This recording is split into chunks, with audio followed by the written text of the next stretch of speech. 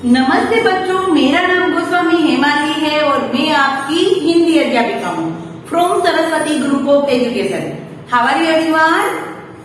Fine. Now student, last session number 1 chapter 1 हमारा प्रार्थना, आलोकित पथ करो हमारा, राइट। ये प्रार्थना हमने कंप्लीट कर ली है, हमने समझ भी लिए, उसके शब्दार्थ भी देख लिए है। तो इस सेशन में हम लोग उसके क्वेश्चन आंसर करेंगे, यानी कि प्रश्नों के उत्तर करेंगे।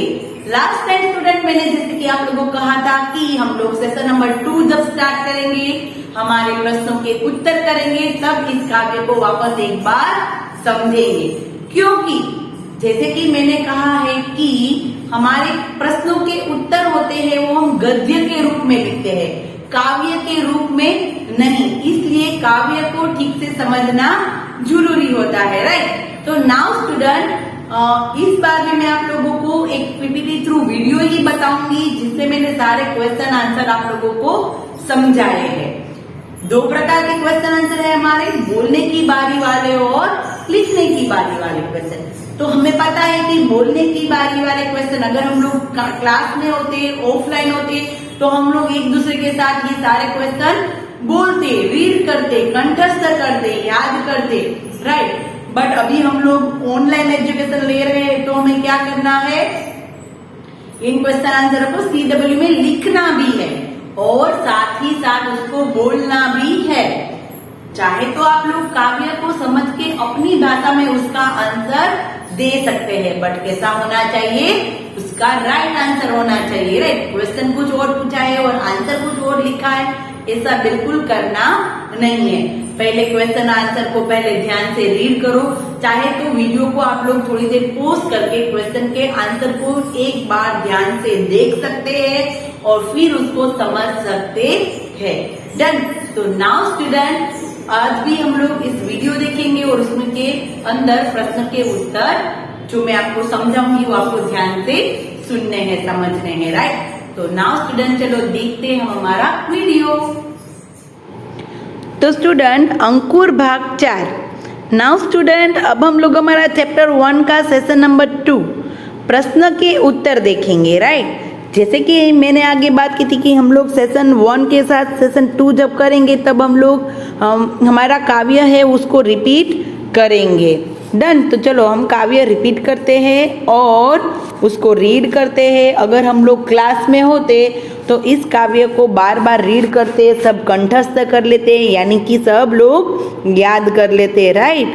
तो हम लोग इस काव्य को रीड करेंगे और आप लोगों को क्या करना है, मेरे साथ साथ ये काव्य दोहराना है, रिपीट करना है, कंठस्थ करना है, ओके, यानी कि याद करना है। सबसे पहले मैं ये काव्य गा रही हूँ, बोल रही हूँ, आप लोगों को बोलना है, राइट। आलोकित पथ करो हमारा, हे जग के अंतर यामी। आलोकित पथ करो हमारा, हे जग के अंतर्यामी। शुभ्र प्रकाश दो, स्वच्छ दृष्टि दो, जड़ चेतन सबके स्वामी। शुभ्र प्रकाश दो, स्वच्छ दृष्टि दो, जड़ चेतन सबके स्वामी।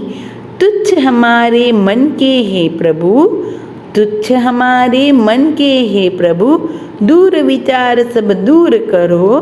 तुच्छ हमारे मन के हे प्रभु, दूर विचार सब दूर करो।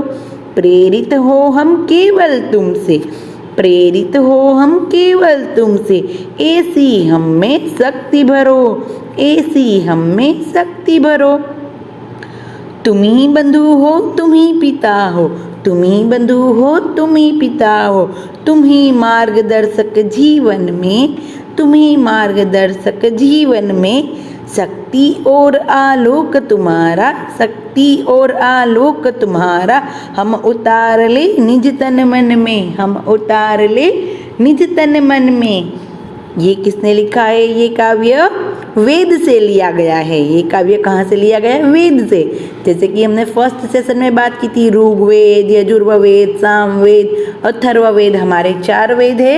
इन्हीं एक वेद में से ये काव्य लिया गया है। यहाँ पर भगवान को प्रार्थना की जा रही है।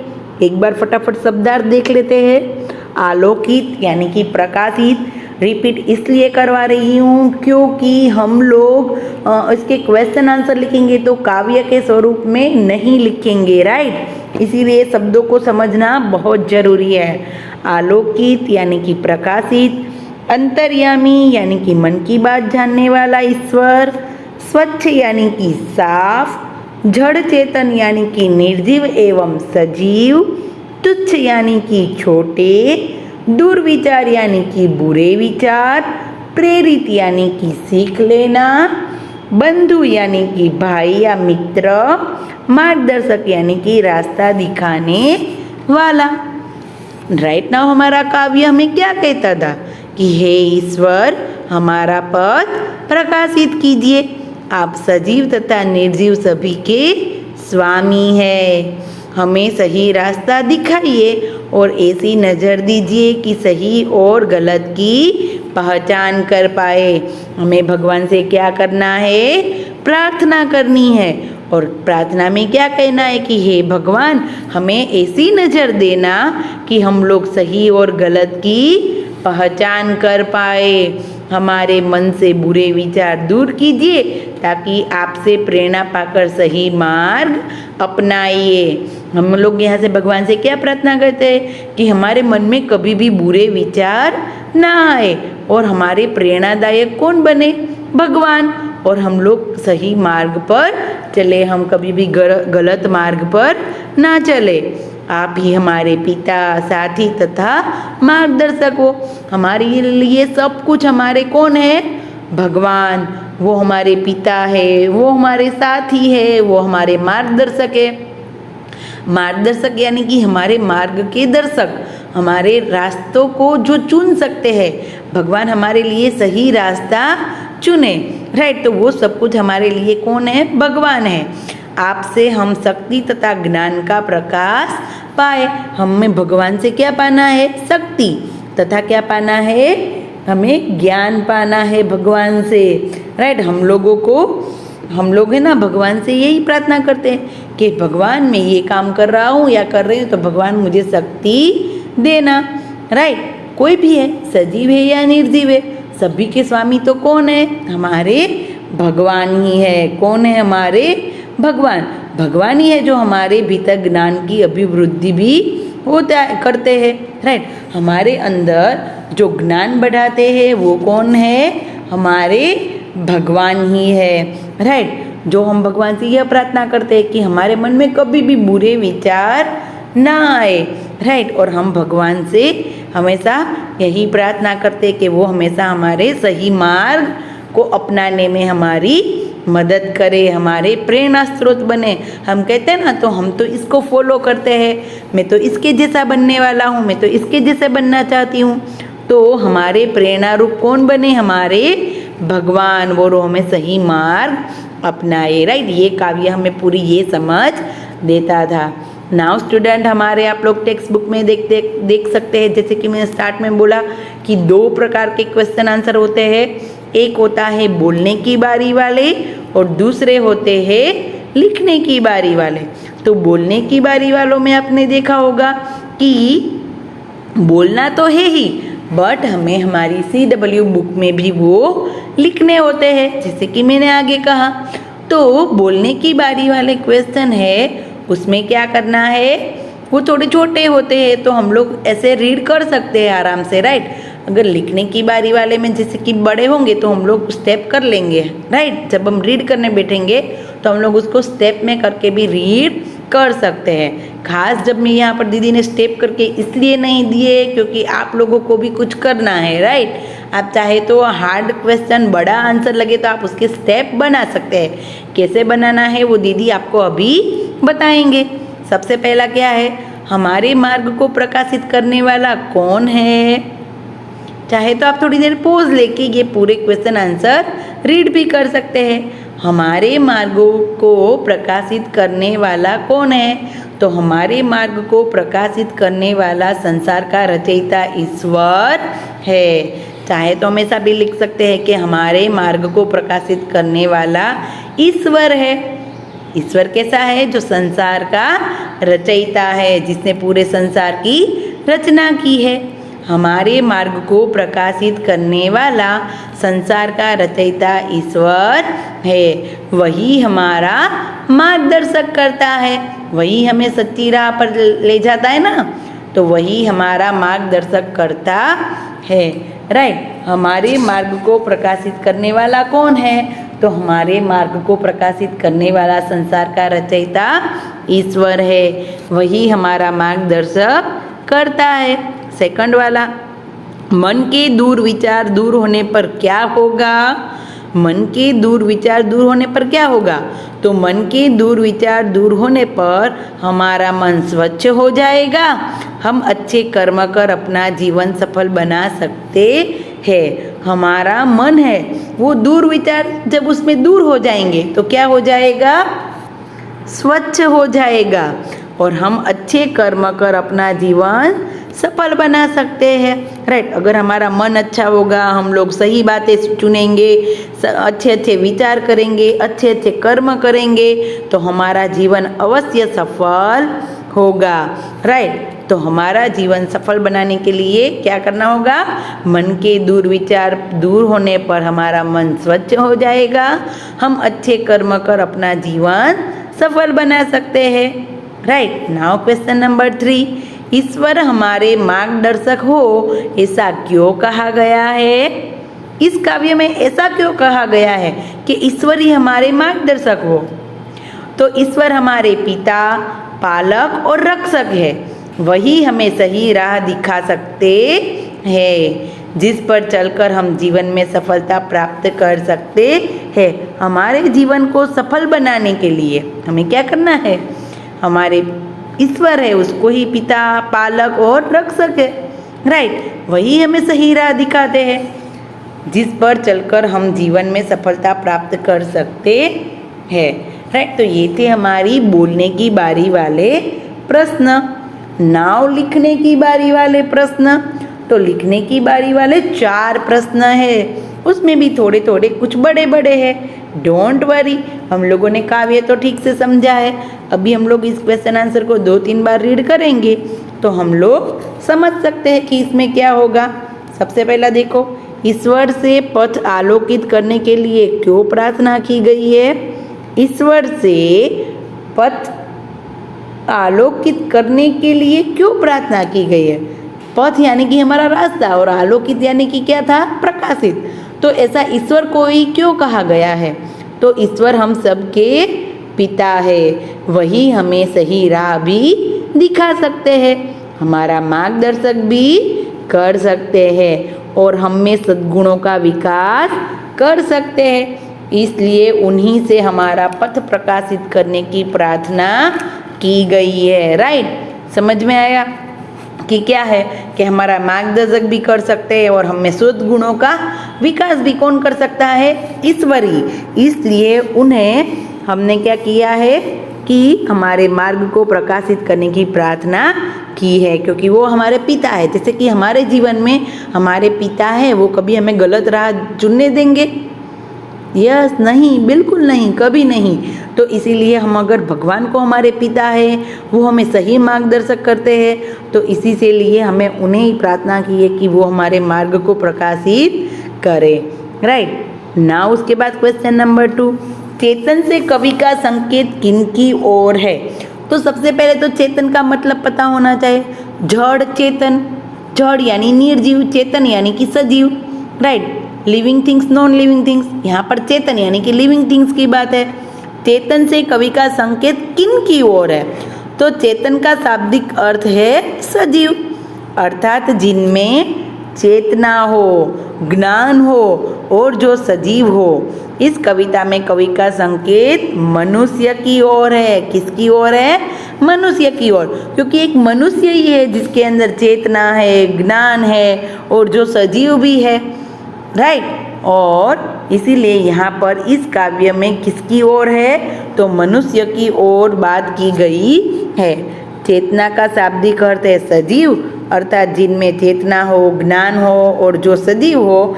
इस कविता में कविता का संकेत मनुष्य की ओर है। राइट, नाउ क्वेश्चन नंबर देखते हैं नेक्स्ट, 3rd वाला। शक्ति और आलोक जीवन में उतार कर हम क्या लाभ होगा, हमें क्या लाभ होगा? शक्ति और आलोक, शक्ति तथा ज्ञान का प्रकाश, आलोक यानी कि ज्ञान का प्रकाश, राइट। पूरे इस लोक में हम लोगों को ज्ञान का प्रकाश, तो शक्ति तथा ज्ञान का प्रकाश अपने जीवन में उतार कर हम सही और गलत का अंतर कर पाएंगे। अगर हमारे मन में ज्ञान का प्रकाश ही नहीं होगा, हम अज्ञान होंगे, तो हम सही और गलत क्या है उसमें कुछ अंतर कर पाएंगे? नहीं, है ना। तो इसलिए शक्ति तथा ज्ञान का प्रकाश अपने जीवन में उतार कर हम सही और गलत का अंतर कर पाएंगे, अपने में सद्गुणों का विकास कर जीवन में सफलता प्राप्त कर सकेंगे। देखो, हमारे जीवन में सफलता प्राप्त करने के लिए हमारे पास ज्ञान और शक्ति का जरूरी होना जरूरी है, क्योंकि उसकी वजह से हम लोग क्या सही है क्या गलत है उसको हम लोग सही कर सकते हैं। अगर हमारे पास शक्ति तथा ज्ञान का प्रकाश नहीं होगा तो हम लोग गलत राह चुन लेंगे और हमारा जीवन असफल हो जाएगा। इससे तो अच्छा है कि हम लोग हमारे जीवन को सफल बनाने के लिए सही और गलत की पहचान रखें और उसके लिए हम लोग भगवान से शक्ति और ज्ञान का प्रकाश मांग रहे हैं, राइट। नाउ इस क्वेश्चन का आंसर एक बार रिपीट कर रहे हैं। ध्यान से आराम से 2-3 बार आप रीड करेंगे तो इजीली आपको समझ में आ जाएगा। आप अपने तरीके से भी आंसर लिख सकते हैं कि शक्ति और आलोक जीवन में उतार कर हमें क्या लाभ होगा।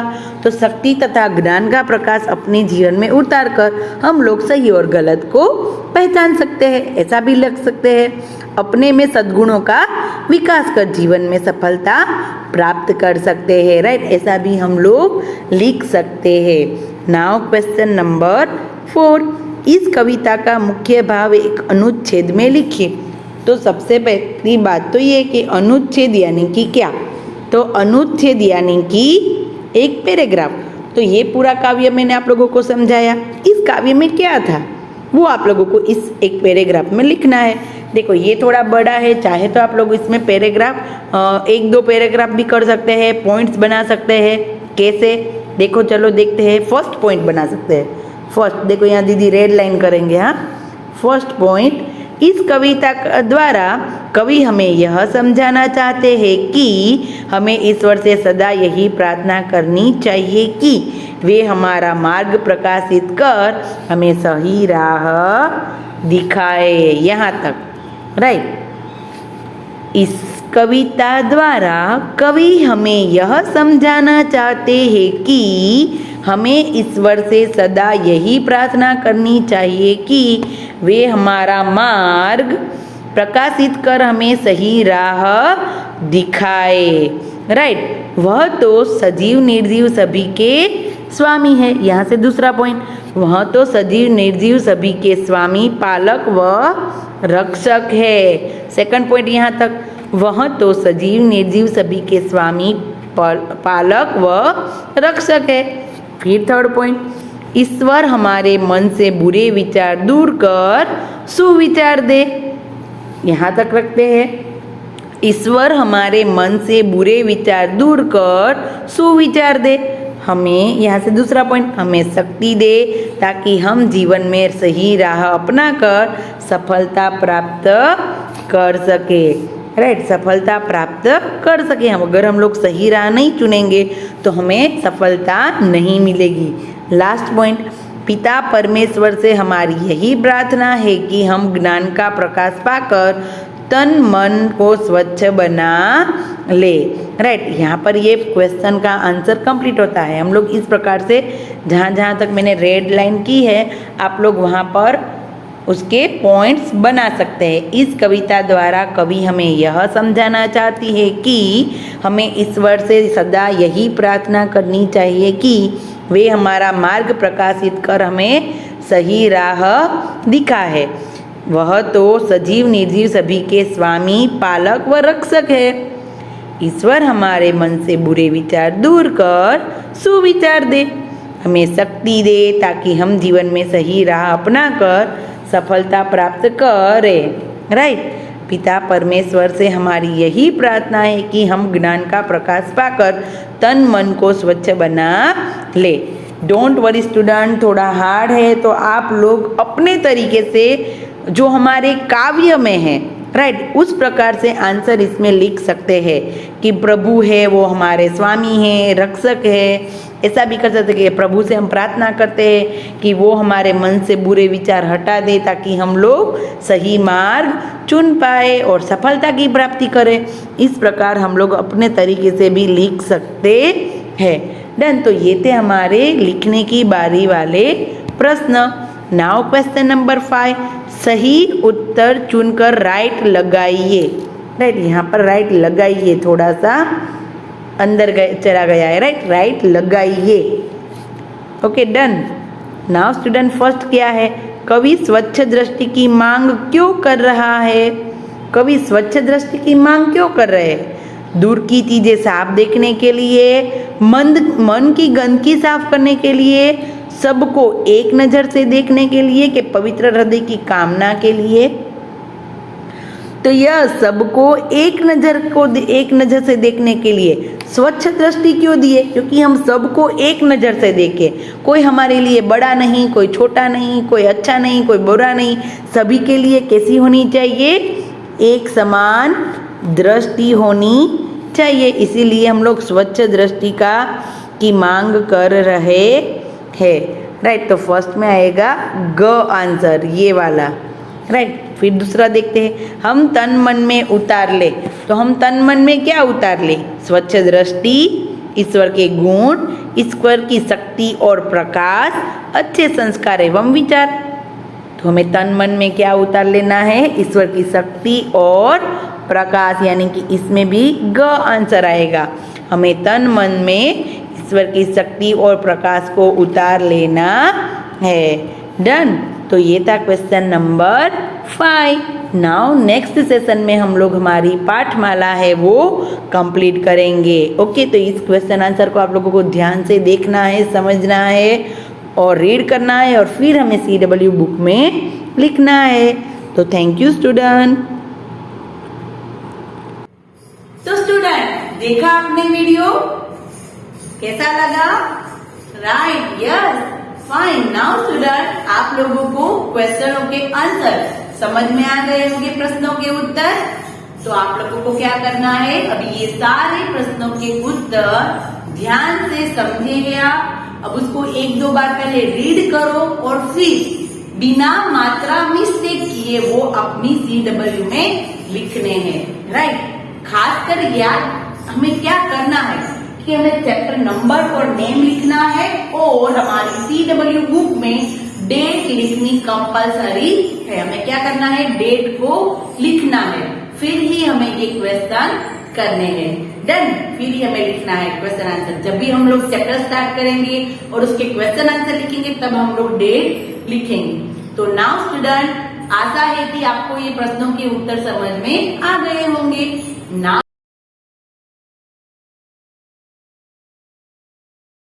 हम लोग नेक्स्ट सेशन में मिलेंगे।